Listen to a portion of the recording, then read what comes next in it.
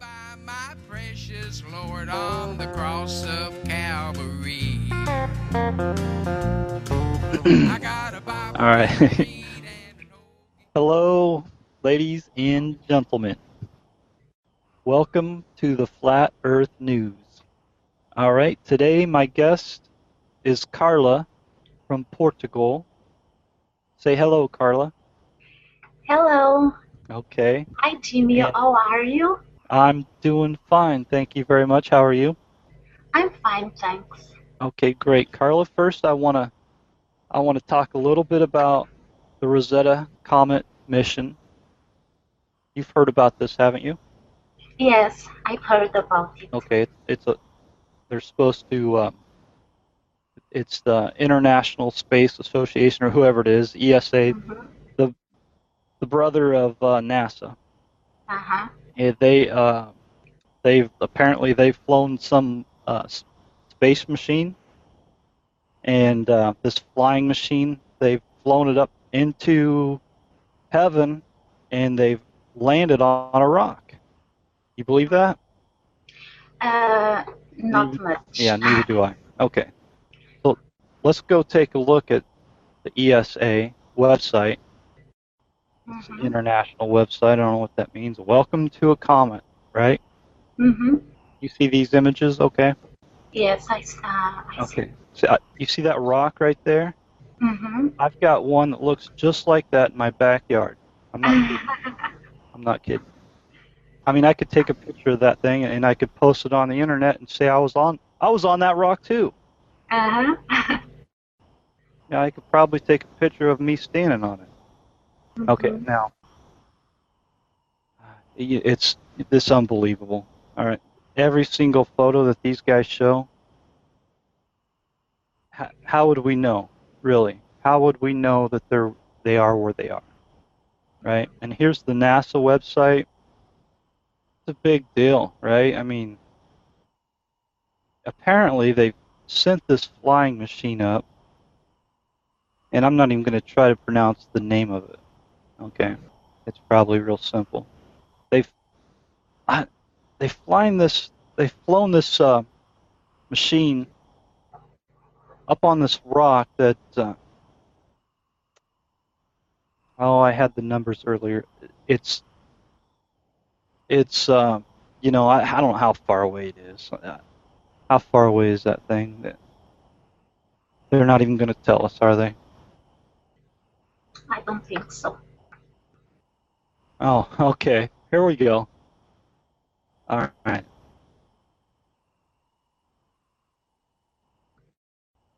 All right. Okay. So here, what they've done, Carla, is they've flown this machine, this space machine, the flying magic machine. It took off in the year 2004, and it arrived on the comet 10 years later in 2014. Okay. It traveled 4 10 billion years. miles, 6.4 billion kilometers. Mm-hmm. Now, 4 billion miles in America, that's a long ways. What about 6.4 billion kilometers in Portugal? Is that very far? Yes, it's very, very far. Yeah, it's too far. Too far too far for me to even believe, right? Okay, and then we look over here at space.com, it's the same thing. It's a big deal on all these. Mm-hmm. It's the talk of the town, right? I mean, these guys, they show these, and this is unbelievable. So unbelievable, I don't believe it, all right? And I just want to scroll through some of these images here. I mean, you could go to the river, you could go to the lake, you can go to the creek, pull out rocks. I mean, this doesn't even look like they're even trying to make it look real. Yes, they look totally fake. It's unbelievable. Okay, Okay. and yeah, and it's so unbelievable that I don't believe it. Okay, You would think with 20,000 satellites, there would be a couple of cameras on this thing. I guess it's so far away. The 20,000 plus satellites are only 200 plus miles away, or whatever it is. I don't know. But this thing, how far did we say? 4 billion. 4.4 Yeah, 4 point. 4 Yeah, billion 4 kilometers. billion miles away. It took 10 years to get there. What's interesting, I think it took 10 years to get there. They didn't have a problem doing that in 2004, right? Uh-huh. But they can't go back to the moon, which only takes 3 days at the most. I mean, Uh-huh. it took 3 days 42 years ago, right? Mm-hmm. Right. I mean, they could leave tonight and be there in 3 days. They could be there before the weekend, right? Mm-hmm. But no, they're not going to do that. So they're blowing smoke up our butts with all this stuff, and it's really, it's almost uninteresting. People eat this stuff up, but what can I say about it, right? Mm-hmm. Anyways, this is boring. Who cares, right? Yes. All right, here we go. All right, so anyways, you had a couple of questions you wanted to ask me. Yes, I have a couple of questions. Um, First, I want to say that is a pleasure for me to join you in this hangout because I'm your big fan from Portugal. I've seen all your videos, and yes, I have a couple of questions. My first question is, when did you begin to wonder about the shape of the Earth, and what made you think of it? Okay. Well, um, well, you know, that's interesting. Okay, I guess I could go back to. I hope I don't give you a long answer. I could go back to the fourth grade. All right, in the fourth grade, I missed the first day of school, right? Right.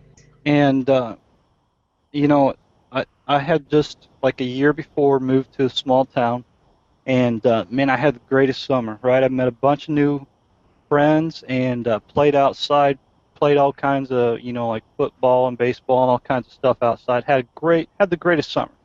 So now it's time to go back to school, and I was like, I don't want to go. So mom called me in sick that first day, right? Mm-hmm. I Right. had the greatest mom. She would do stuff like that for me. And so the second day, I go to school. I'm thinking, okay, I'm gonna apply myself. I felt like I was really smart, and I was gonna show everybody how smart I am. And because I never rose my hand to answer the questions, right? And I was always a quiet, shy kid, and I thought this year I'm going to be more outspoken and I'm going to apply myself, I'm going to do good. And, we get there, go to, I get into the classroom and we do our Pledge of Allegiance and all that stuff. And then right away the teacher goes into, this, I guess what she called it, I don't know if it's history or whatever they called it. But anyways, she asked the class, it was about probably one of the first questions she asked is, what is the shape of the Earth? And I thought, I got this. I rose my hand up and I said, I said something to the effect that it's flat. I think I might have said it's even or it's level, and or I might have even said flat. And then all the kids started laughing at me, and the teacher said, no, no, no. And I said, well, it's kind of bumpy. It's kind of, mountainy. And then she immediately stopped me, and the kids were laughing, and I didn't know what was going on, right? And I was just kind of perplexed at that moment. It's just one of those things that I probably won't ever forget. You go from having this great big ego, this great big head, thinking I'm going to show everybody how smart I am, and then the next thing, everybody's laughing at me because I'm a big dummy, right? And the teacher went on to say, talk about the Christopher Columbus story and how people at that time thought the Earth was flat and how they thought they were going to go over the edge of the Earth. And she, talked about how Christopher Columbus proved the Earth was a ball. But what stuck with me was this idea that people were dumb back then. That was the impression I got. People were just stupid. They didn't know any better, right? And so, that kind of stuck with me. And then I really didn't know anything about the people being on the moon and stuff like that. And so that kind of stuck with me. And I thought, okay, I kind of accepted it. And I thought, well, we got indoctrinated the more and more older we got, right? So, okay, so that's kind of the long story. I want to share that with you because I don't really get a chance to talk about all that stuff, right? And so what happened was, it was about, I think, 2011. I started, researching the creation evolution debate. And I started to, I started watching Kent Hovind and some of the other creation evangelists. And I started sort of fact-checking, right? Seeing what the argument is and seeing the pros and cons. Like carbon dating, is that true? Is that reliable? No, it's not reliable. There's no truth to it all. There's no evidence of evolution at all, right? There's the variations within every kind of animal. There's big cats and little cats, big dogs, little dogs. There's little people, big people, dark-skinned people, light-skinned people. There's all kinds of variations, but there's no evidence at all for what is called macroevolution. What they like to say is microevolution, and that's the variations. I agree with that, but there's absolutely the idea of macroevolution is ridiculous. And so it took me a while, really looking into it and studying every single talking point, and it just kind of there came a point where it's like, man, they're lying to us. They're lying not just to the people. They start us out in school, deliberately lying to children. Now, does it get any more hideous than that? And that's as bad as it gets. Lying to little kids. And then I remembered in 10th grade English class, I failed it 4 years in a row, but I learned that, hey, there's ways to manipulate people's ideas and thoughts about things, and that's exactly what they're doing. I always assumed that this is what is going on in other countries, and then it's kind of like, wow, it's going on in this country. It's going on all around the world. And Yes. so, it kind of blew my mind. I thought, what else are they? They're lying about this. And I all of a sudden it went from this is evil, but it's small potatoes to all of a sudden it dawned on me, this is a big deal. I mean, this is really affecting a lot of people, everybody, really. The whole world is being affected by this false teaching. And so, that's when I started looking into the moon stuff, and I saw this, I just by chance, I clicked on this video that showed Buzz Aldrin punching this guy, right? And I was like, I thought, who's this butthole, And somebody giving Buzz Aldrin a hard time. I thought, I don't want to watch this, and I about ready to turn it off, and then I just watched another 30 seconds to a minute, and then I realized, okay, now this guy, he's showing what led up to that event. And so it got very interesting, and it was a video called Astronauts Gone Wild. I'm not sure if you've ever seen that one. I highly recommend it. And it's basically... No, I've never seen it. Yeah, it's very good. I'll have to link it, but it's Bart Siebel. He goes around and talks to all these astronauts that have allegedly went to the moon, and they all, I think every single one of them end up kicking them out of the house, and they're all using foul language, and they all they all turned down putting their hand on the Bible and swearing to God that they've been to the moon. And I don't see how that could even be a problem, right? Okay, so anyways, that blew my mind, and I remember back in 2000 when I was talking to my mom. Me and my mom used to argue about politics all the time, right? And then for whatever reason, I remember saying to her, well, I'm not even sure that men have been to the moon. So what do you think about that, Mom? And she says, like, well, I've heard some other people say that too, and that blew me away because I thought she would think I was a complete nut. But, she's talked to other people. I thought this was really before, 2000, the internet was still young, right? Mm-hmm. And so that I was like, wow, that kind of mind blowing, right? So my mind is completely blown at this point. And then, wow, man, they're lying about that. They're lying about going to the moon. And I just, one of the big things was they haven't been to the moon since 1972. It's been a long time. Why don't we keep going back, And it's for obvious reasons. We never went there in the first place. Yes. Right? So anyway, I started looking at that, and I started looking at 9/11. I was a big Republican, big supporter of George Bush, and I was all for the war against Muslims and all this stuff, and I cried at his State of the Union address when he shed a tear. I don't know if you remember that. I was crying right with him. I thought, God bless this man. He's going to protect us. And then, I had my worldview was shattered. So I was like, okay, God, whatever is the truth.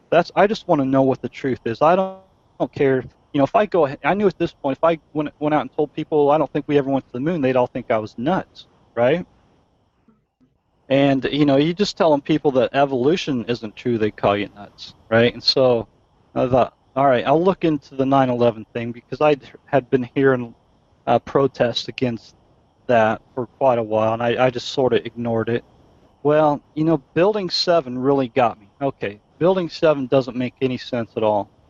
There's no reason for it to collapse like a controlled demolition.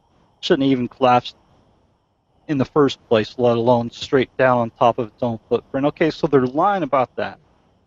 And, they're lying about a bunch of stuff, right? And so I woke up one morning, and this is really the heart of what you're asking. Okay, I woke up one morning, and I was drinking my coffee, and a verse jumped in my head, and it was Psalm 19, verse 6, right? And I'm going to show you this verse. I don't want to butcher it. Okay. And it's just something I'd remembered from reading the Bible, right? And it says, his going forth is from the end of heaven, and his circuit unto the ends of it, and there is nothing hid from the heat thereof. All right, and so right there, because at this point I'm starting to realize every word of the Bible is true, that it's the Word of God, it's God-breathed. And so I went back and I read that, and I read the whole Psalm 19, and I said, well, if that's true, if the Bible's true, if every word is from God, and it's saying right there, his going forth, talking about the sun, then the sun is moving, and it's going from one end of heaven to the other, and nothing is hid from the heat thereof. That means the earth can't be spinning. And I was blown away by that, and completely blown away. And it took me about 6 months of, I started looking into the geocentrist theory, right, their point of view.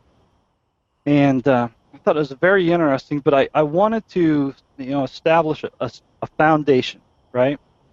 I just want to completely erase the blackboard and just start from scratch and confirm everything. And then the very first thing is the Earth even a ball? And I was like, I reflected back to being in 4th grade, and that what is the one thing in life that receives the most ridicule? What is the dumbest thing that is frowned upon, or whatever, however you want to phrase it?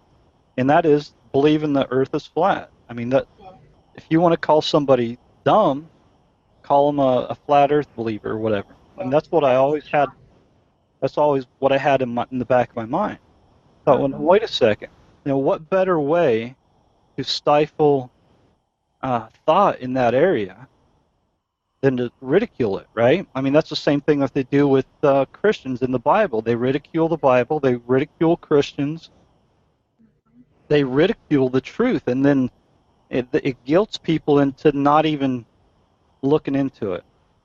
And I thought, okay, well, let's make sure, let's sort of debunk, let's make sure that the Earth is not flat. And I started looking into it, and I couldn't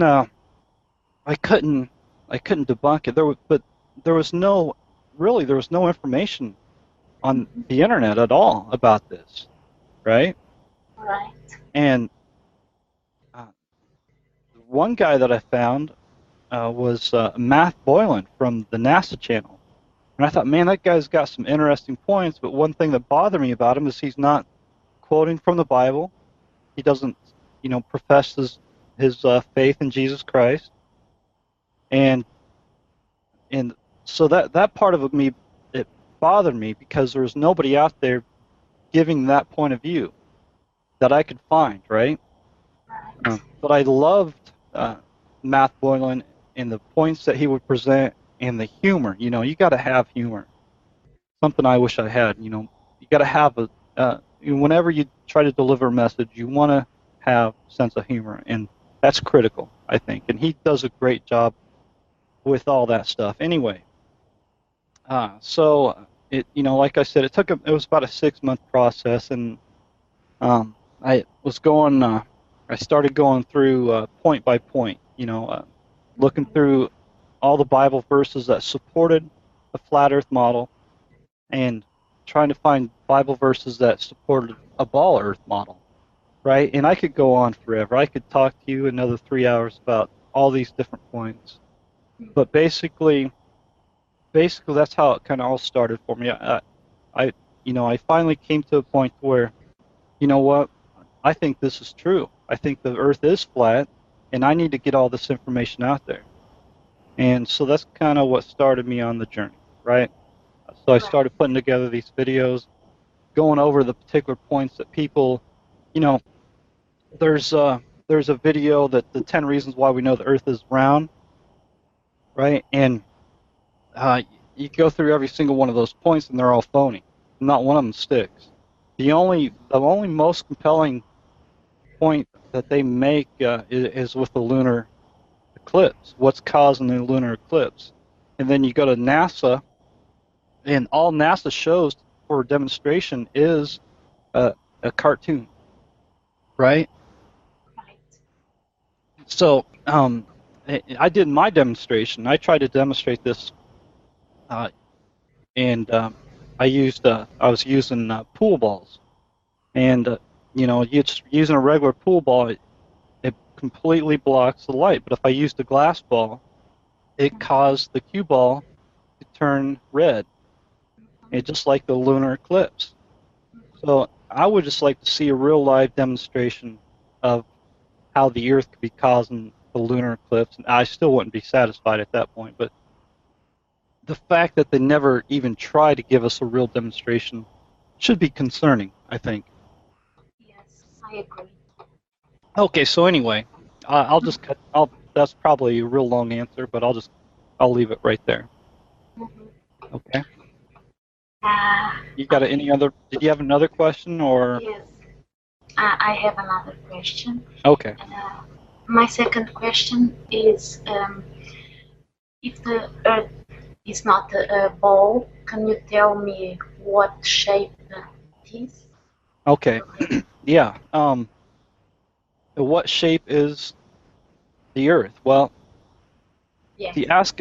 asking that question operates under the assumption that Earth is a planet, Okay, and Right. now we have to define what the word planet means. Okay, because we could kind of get that to mean a couple of things. But basically, in my theory, my belief is that Earth is not in heaven. Okay, and I think that's really hard. It took me a long time to really. It's really a matter of worldview. Okay, so if you believe that we're floating in space, and then you try to tell somebody, no, we're not floating in space, that's too hard for people to grasp, right? Right. Okay, because we've been taught all of our lives that we're a ball floating in space. So so to say the Earth is flat, then they all of a sudden people think, well, it's a flat disk floating in space. Well, no, that's not it at all. The whole idea of the Copernican model is wrong. Okay, Earth is not floating in heaven. In fact, you go through all through the Bible, but right at the very get-go, God makes a distinction between heaven and earth. In the beginning, God created the heaven and the earth.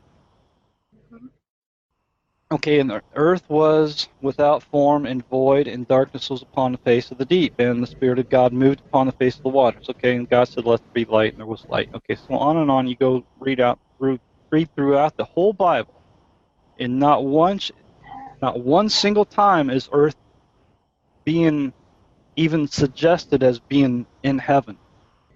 Okay, there's a distinction made each and every time. Okay, and so I think once you realize that, hey, this, the whole Copernican model, the whole model of the solar system that we've been indoctrinated with is wrong. We're not floating in space. Now, what's beyond or below, beyond Earth, and what's beyond heaven and all that stuff, how is anybody going to know? I mean, there's, what's beyond heaven? Well, how can, I've been asked that, and how can anybody know that? Right? Only God knows. Right, exactly. Only God knows. And we should humble ourselves a little bit and realize we don't know everything. I don't know everything. You don't know everything. The people in NASA don't know everything. People in government with all the money, the rich people don't know everything. But who's the person that knows everything? Who can, there are things that we just can't know, right? And even Jesus says in John chapter 3, verse 12, if I have told you earthly things and you believe not, how shall you believe if I tell you of heavenly things? Right? And so there's things, yeah, it's very true. And some things we just can't know. I mean, that's all there is to it. But I wish I could paint a picture and show that, hey, Earth is below and the heaven is above. But people want to see the big picture. They want to see, well, is it floating? It's not floating. It's not floating at all. Okay, and whether it's a dome, whether we're living in a dome, or whatever you want to call it, I don't know. Again, I don't know these kind of. I don't have the answers for it. Nobody does. But just because NASA or Copernicus or whoever you want to lay it on, just because they have designed this imaginary model that they say goes on forever and ever and ever with no end, well, that doesn't mean it's true. Just because they've had 500 plus years to perfect their model, and I've had, 2 years at best to formulate my model, right? I mean, they've got all the finer points figured out, but still within their model, it's all imaginary. It's not. It doesn't even fit reality. It certainly doesn't fit Scripture, in my opinion. So, anyways, thank you for that question. You're welcome. I have no more questions for now. Okay, very good. Well, I appreciate your time, and I think we probably went long enough. I think. Okay, it was my pleasure. Thank you for your time, and I liked your answers. Thank you, Jimmy. Yeah, thank you very much. Okay. I got